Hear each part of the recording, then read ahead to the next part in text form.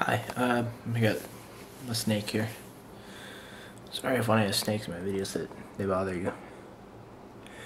But I want to talk about, I previously talked about consequentialism and talked about utilitarianism in particular. Talked about that, and I've talked about that with respect to J.J.C. Harsanyi. And basically what was there was act and rule. But what I want to talk about here is a different idea of utilitarianism. It's mostly a different way to look at these two different sides to utilitarian or even ethical ways of doing things. What J.J.C. Smart, he did an ethical essay. He's known for his philosophy of mind things, but basically what Smart talked about in his essay was extreme and restricted utilitarianism, which means specifically if you have extreme restricted means you have codes, you have moral codes to fall back on. This means that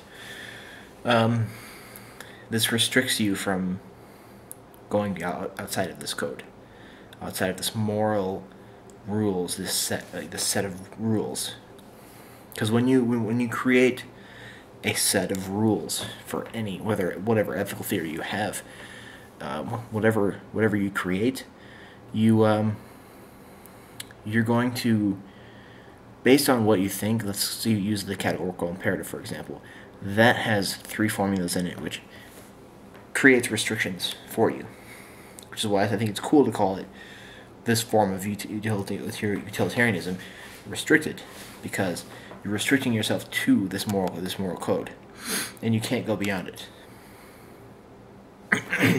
And basically, what an extreme restricted utilitarianism would do is, again, with any ethical theory of this form, utilitarianism, you would have utility as your main goal, whatever utility is for any agent.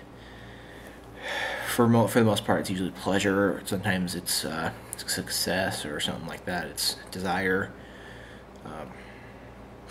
But this, I think, looking at this in act, rule, extreme restricted utilitarianism, you have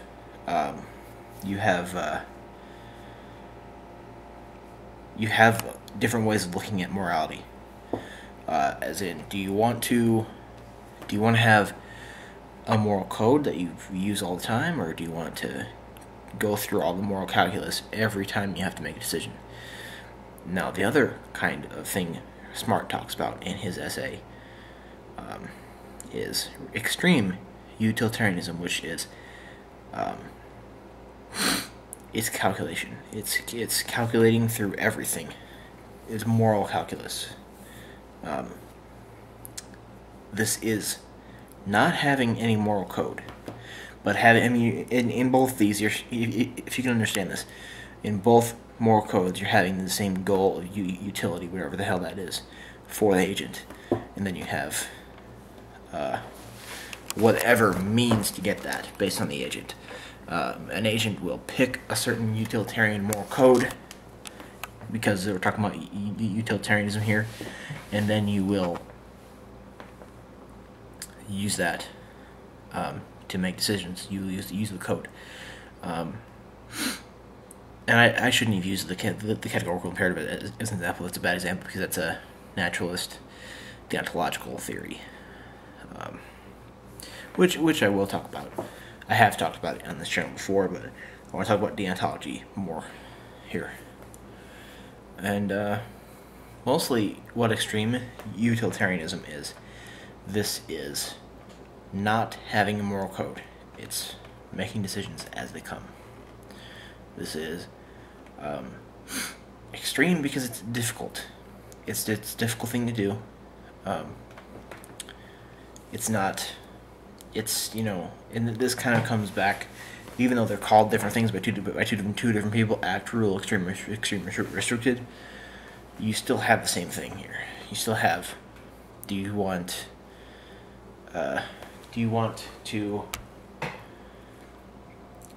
Do you want to have a more code that you're going to use all the time to get the most utility as a utilitarian ethicist, or do you want to just calculate things out? Because, and I've said this before, but my opinion on this would be to